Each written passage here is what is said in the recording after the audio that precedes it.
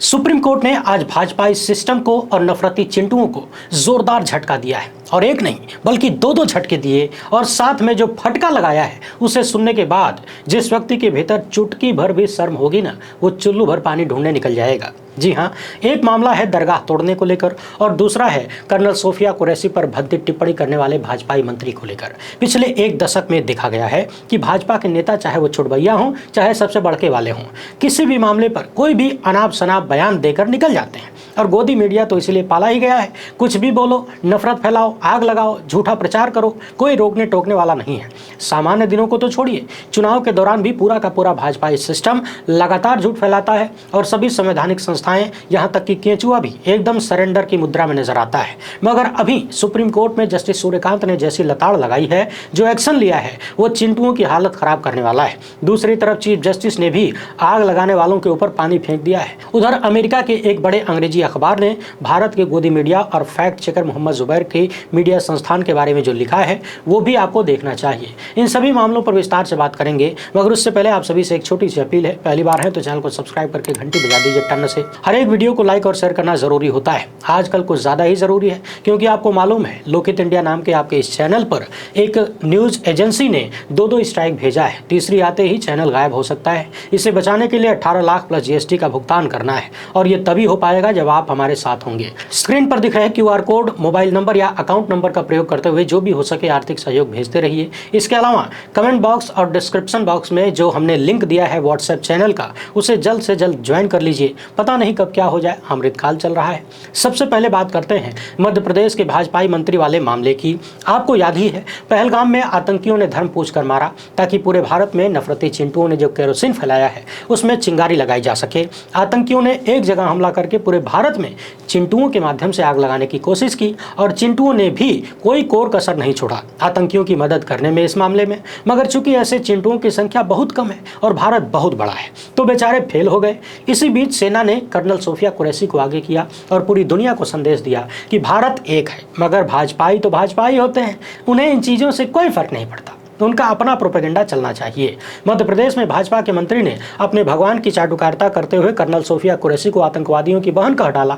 High court ने 14 संज्ञान लेकर एफआईआर दर्ज करने का आदेश दिया। किसी तरह पुलिस ने मजबूरी में एफआईआर दर्ज कर लिया तो एफआईआर भी मजबूरी वाली ही हुई। हाई कोर्ट को कहना पड़ा कि ये कैसा एफआईआर लिख दिए। हाई कोर्ट ने यह भी कहा कि हम इसकी निगरानी करेंगे, जाँच कायदे से हो रही है कि नहीं, और बहुत ही हल्की धाराएं लगाई गई, ऐसी चर्चा हुई। इसके बाद भाजपाई मंत्री पहुंचे सुप्रीम कोर्ट। वैसे पिछले 10 साल में हमने बार बार देखा किस तरीके से, चाहे वो गोदी मीडिया के लपटझंडिस हों, इनकी विचारधारा के लोग हों, नेता हों, ये सब के सब बड़बोलेपन में कुछ भी बोल देते हैं, फिर चुपके से माफी मांग लेते हैं, कभी फोन पर, कभी व्हाट्सएप पर, कभी अदालत में जाकर। मगर सबसे ज्यादा नासमझी तब हो जाती है भारतीय संस्थाओं द्वारा जब ऐसे लोगों को माफी दे दी जाती है, क्योंकि इस तरह के लोग आए दिन एक तय काम करते हैं। चाहे भाजपा के ऐसे नेता हों, गोदी मीडिया के लपटझंडिस हों, चाहे व्यापारी बाबा हों जो भगवा के नाम पर धंधा करते हैं, ये लोग आदतन ऐसा करते हैं और जिसे आदत हो वो सुधरता नहीं है जब तक की सजा न मिले। अब सुप्रीम कोर्ट में बार बार माफी मांगने यानी लोटासन करने के बाद भी सुप्रीम कोर्ट ने मध्य प्रदेश के भाजपाई मंत्री विजय शाह की माफी को नामंजूर कर दिया। इसके साथ ही इस मामले में जांच के लिए एसआईटी बनाने का निर्देश दिया और जांच तक के लिए गिरफ्तारी पर रोक लगा दी। हालांकि चर्चा यह भी है कि आखिर गिरफ्तारी के बाद भी तो जांच हो ही सकती थी। भाजपाई मंत्री के वकील ने सुप्रीम कोर्ट में कहा कि हमारे क्लाइंट ने माफी मांग ली है, मगर कोर्ट ने जबरदस्त फटकार लगाई और यहां तक कह दिया कि आप पूरी तरह से बेनकाब हो चुके हैं, आप पब्लिक फिगर हैं, बोलते समय अपने शब्दों पर विचार करना चाहिए। भाजपाई मंत्री शाह के वकील ने कहा कि मैं माफी मांगने को तैयार हूं, मगर जस्टिस सूर्यकांत ने कहा कि आप जो कहना चाहते हैं, करना चाहते हैं, करिए, हम आप पर छोड़ते हैं। लेकिन आप कहना क्या चाहते हैं कि आप कोर्ट के कारण माफी मांग रहे हैं। यानी जस्टिस सूर्यकांत ने पकड़ लिया कि अगर ये दबाव में न होते तो माफी न मांगते, इन्हें भीतर से कोई गिल्ट नहीं है। इसके साथ ही सुप्रीम कोर्ट ने एफआईआर को लेकर राज्य से सवाल किया और पूछा कि जब हाईकोर्ट के हस्तक्षेप के बाद आपको एफआईआर लिखनी पड़ी तो आपने क्या किया, आपको नहीं लगता कि यह अपराध है? इसके बाद जस्टिस सूर्यकांत ने 3 आईपीएस अधिकारियों की एसआईटी गठित कर दिया। तीनों अधिकारी मध्य प्रदेश कैडर से बाहर के होंगे, इनमें से एक आईजी रैंक का होना चाहिए और एक महिला अधिकारी भी होंगी। जस्टिस कांत ने कहा कि यह आपके लिए लिटमस टेस्ट है। ध्यान से सुनते जाइए। सुप्रीम सुप्रीम कोर्ट ने भाजपाई मंत्री को क्या क्या कहा है। जस्टिस सूर्यकांत ने कहा कि आप पब्लिक फिगर हैं, एक अनुभवी नेता हैं, बोलते समय शब्दों पर विचार करना चाहिए, जिम्मेदारी से बोलना चाहिए, जिम्मेदारी लीजिए। सेना के लिए कम से कम हम इतना तो कर ही सकते हैं। अब देश की जनता ध्यान दे, जो लोग सेना के नाम पर सेना के पराक्रम को बेचकर वोट मांगते हैं। अब यहां अगर किसी को आपत्ति है कि मैं सेना के पराक्रम को बेचने की बात क्यों कह रहा हूं, तो वर्तमान में रेलवे की टिकटों को देख लीजिए। यहां ऑपरेशन सिंदूर के नाम पर प्रधानमंत्री की तस्वीर लगाई जा रही है और चेहरा चमकाया जा रहा है। ये राजनीति, ये घटिया राजनीति नहीं तो क्या है। तो जो लोग सेना के नाम पर राजनीति कर रहे हैं, उन लोगों से सुप्रीम कोर्ट कह रहा है कि कम से कम सेना के लिए इतना तो कर ही सकते हैं कि जिम्मेदारी से बोलिए। इसके बाद भाजपाई मंत्री शाह के एडवोकेट ने कहा कि हमें खेद है, वाकई खेद है, मगर अदालत ने कहा कि आपका तर्क खारिज किया जाता है, हम माफी स्वीकार नहीं करेंगे। आप लोग पूरी तरह से बेनकाब हो चुके हैं। आपने भारतीय लोगों की, देश की जनता की भावनाओं के साथ खिलवाड़ किया है और आप जो माफी की बात कर रहे हैं, कहां है वो माफी, दिखाइए।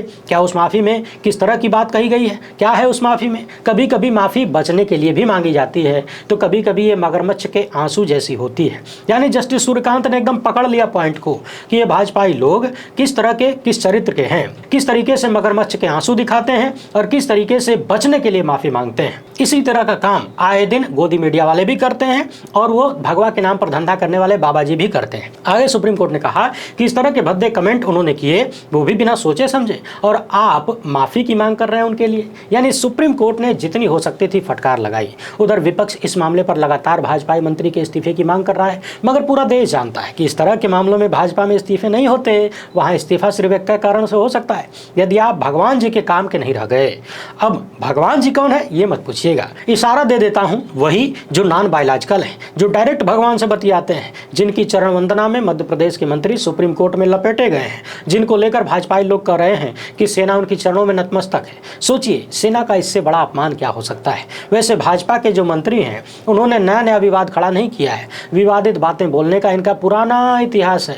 साल 2013 के विधानसभा चुनाव से पहले इन्होंने उस वक्त के मुख्यमंत्री शिवराज सिंह चौहान की पत्नी को लेकर अभद्र टिप्पणी की, मंत्री पद से इस्तीफा देना पड़ा, मगर चूंकि वो अमृत काल से पहले का वक्त था, तब जाके इस्तीफा हो गया। 2013 था इसलिए हो गया। और जैसे ही 2014 में भारत आजाद हुआ महामानव के आने के बाद, तब से तो आप जानते हैं इस्तीफे नहीं होते। इसके बाद भाजपाई मंत्री ने राहुल गांधी के अविवाहित होने को लेकर भी टिप्पणी किया था। एक और मामला बताया जाता है, 3 नवंबर 2023 में बालाघाट में शूटिंग करने आई थी अभिनेत्री विद्या बालन। तो विद्या बालन ने मंत्री शाह के साथ रात में मिलने से इनकार कर दिया, आपत्ति जताई, तो विद्या बालन की शूटिंग रुकवा दी गई। अब मंत्री जी अभिनेत्री विद्या बालन को रात में क्यों मिलने बुला रहे थे, इसके बारे में हमें जानकारी नहीं है, ये वही बता सकते हैं। हम खाली वो बता रहे हैं जो दैनिक भास्कर ने रिपोर्ट किया है। मगर इन सब के बीच सबसे शर्मनाक बात यह है कि बीजेपी और उसकी सत्ता के ऊपर इन चीज़ों का कोई असर नहीं होता। विपक्ष लगातार आलोचना कर रहा है, सोशल मीडिया पर स्वतंत्र पत्रकार और आम जनता लगातार आलोचना कर रही है, कहीं कहीं गोदी मीडिया भी आलोचना कर रही है, मगर फिर भी इस्तीफा नहीं होगा। बस इंतजार करिए, हो सकता है आने वाले दिनों में मंत्री जी का प्रमोशन हो जाए और बड़ी जिम्मेदारी मिल जाए, क्योंकि बीजेपी का ये पुराना इतिहास रहा है। इनके इस्तीफे को लेकर संभवतः भाजपा में मीटिंग वगैरह भी हुई, लेकिन इस्तीफा नहीं हुआ, यही तो अमृतकाल है। उधर सुप्रीम कोर्ट में ही जस्टिस BR गवई और जस्टिस AG मसीह की पीठ बॉम्बे हाईकोर्ट के आदेश को चुनौती देने वाली याचिका पर सुनवाई कर रही थी। दरअसल बॉम्बे हाईकोर्ट ने ध्वस्तीकरण के आदेश में हस्तक्षेप करने से इनकार कर दिया था, क्योंकि उसने पाया था कि कोई जल्दबाजी नहीं है, आराम से इस पर सुनवाई हो सकती है। अब सुप्रीम कोर्ट की पीठ ने ध्वस्तीकरण के आदेश पर 4 सप्ताह के लिए रोक लगा दिया है। बाले शाह पीर दरगाह विध्वंस पर यथास्थिति बनाए रखने का आदेश सुप्रीम कोर्ट की तरफ से आया है। दरगाह की ट्रस्ट की तरफ से वरिष्ठ अधिवक्ता विनय नवरे ने अदालत की पीठ को बताया कि राजस्व मंत्री चंद्रशेखर बावनकुले ने 20 मई से पहले दरगाह परिसर में स्थित कथित अवैध निर्माण को ध्वस्त करने का आदेश दिया है। यानी कुल मिलाकर अब अगले 4 सप्ताह तक न तो यहाँ पर कोई निर्माण होगा, न ही ध्वस्तीकरण होगा। यानी नफरत फैलाने वाली आग पर चीफ जस्टिस की बेंच ने एक बार फिर से पानी फेंक दिया है। लगे हाथ अमेरिका से आई इस विश्वगुरु टाइप खबर को भी सुन लीजिए। भारत ने अमेरिका में जो आम भेजा था, उस खेप को अमेरिका ने लौटा दिया है। हवाई जहाज से भेजे गए आमों के लगभग 15 खेप को अमेरिका ने वापस भेज दिया है, और कारण बताया जा रहा है कि डॉक्यूमेंट्स में गड़बड़ी थी। एक्सपोर्टर्स को इससे 4 करोड़ से ज्यादा का नुकसान हुआ है। दैनिक भास्कर बता रहा है कि ये शिपमेंट रिजेक्ट होने से भारतीय व्यापारियों की चिंता बढ़ गई है, क्योंकि अमेरिकी कृषि विभाग ने कहा है कि जो वापस किया गया है उसे नष्ट करने का खर्च व्यापारियों को खुद ही उठाना होगा। अब इस घटना के बाद व्यापारियों में भारतीय आमों की गुणवत्ता, प्रक्रियाओं पर सवाल उठने और भविष्य में दोबारा ऐसी घटना होने का डर है। इसके साथ ही इस घटना को लोग अमेरिका को खासकर उसके राष्ट्रपति के हालिया बयानों से जोड़कर भी देख रहे हैं। पिछले कई महीनों से डोनाल्ड ट्रंप जिस तरीके से भारत और भारत के प्रधानमंत्री के पीछे पड़े हैं, वो भी डर का एक कारण है। चाहे भारतीयों को बेड़ियों से बांधकर वापस भेजने की बात हो, टैरिफ के मामले पर लगातार भारत पर दबाव बनाने की बात हो, पोल खोलने की बात हो, एप्पल को भारत में प्रोडक्शन रोकने की बात हो या सीज फायर का क्रेडिट लेने की बात हो, इन सारी चीजों को ध्यान में रखते हुए जब इस शिपमेंट के वापस भेजने की बात सुनाई पड़ती है तो चिंता जाहिर है। सवाल है कि क्या कथित रूप से ट्रेड की धमकी देकर सीज फायर करवाने वाले ट्रंप सीज फायर के बाद भी ट्रेड को बाधित करना चाहते हैं? ये सच में कागजातों में, दस्तावेजों में गड़बड़ी के कारण हुआ है या फिर इसके पीछे कोई और रीजन है? अब आप दर्शक जरा ध्यान से वरिष्ठ पत्रकार दयाशंकर मिश्र के इस ट्वीट को देखिए। न्यूयॉर्क टाइम्स के एक पन्ने को शेयर करते हुए उन्होंने लिखा है कि अमेरिका के सबसे बड़े अखबार न्यूयॉर्क टाइम्स के पहले पन्ने पर हमारे टीवी चैनलों की हिंसा, झूठ पर विस्तृत रिपोर्ट है। इसमें ऑल्ट न्यूज के नफरत और झूठ से लगातार संघर्ष का जिक्र होना सुखद है। भारत में ऑल्ट न्यूज पर एफआईआर दर्ज हो रही है। दुनिया में उसके काम को सराहा जा रहा है। सरकार के अफसर को नई एफआईआर दर्ज करने से पहले कुछ तो सोचना चाहिए। मोहम्मद जुबैर और प्रतीक सिन्हा को एक बार फिर बधाई दी जानी चाहिए। आशा करनी चाहिए कुछ अंग्रेजी अखबारों में भी ऑल्ट न्यूज के बारे में रिपोर्ट छपेगी, नागरिकों तक कुछ तो बात पहुंचेगी। न्यूयॉर्क टाइम्स लिख रहा है कि युद्ध की आड़ पर भारतीय मीडिया ने कैसे कैसे झूठ फैलाया। भारत पाकिस्तान के बीच संघर्ष के दौरान विश्वसनीय संस्थाओं ने भी असत्यापित जानकारी और मनगढ़ंत कहानी पेश की, यानी जो मन में आया बोल दिया। ये रिपोर्ट बता रही है कि कैसे भारतीय गोदी मीडिया ने दिखा दिया कि पाकिस्तान के एक परमाणु अड्डे पर भी भारत ने हमला कर दिया, 2 पाकिस्तानी लड़ाकू विमान मार गिराया, पाकिस्तान के कराची बंदरगाह के एक हिस्से को नष्ट कर दिया जहां से देश के तेल और व्यापार की जीवन रेखा है। ये जानकारियां बहुत ही विशेष थी, यानी स्पेशल जानकारी थी, मगर इनमें कोई भी सच नहीं था। ये रिपोर्ट बता रही है कि पिछले हफ्ते भारत और पाकिस्तान के बीच हुए सैन्य टकराव के दौरान सोशल मीडिया पर गलत सूचनाएं बहुत ज्यादा थी। दोनों तरफ झूठ, अर्धसत्य, भ्रामक वीडियो फुटेज और आर्टिफिशियल यानी एआई द्वारा हेरफेर किए गए भाषणों की वजह से सच्चाई और कल्पना में फर्क करना लगभग असंभव हो गया। यानी लोग भांप नहीं पा रहे थे क्या सच है क्या झूठ है। और उसी दौरान आपको याद होगा मोहम्मद जुबैर और उनकी टीम पूरी रात जागकर इन चीजों का पर्दाफाश करते थे, बताते थे कि पाकिस्तान की तरफ से कौन कौन से झूठ आ रहे हैं और भारत में कौन कौन लोग झूठ फैला रहे हैं। इस लंबी चौड़ी रिपोर्ट में बाकायदा बताया गया है कि किस तरीके से भारत की मीडिया ने अपने देश की जनता को टोपी पहनाया।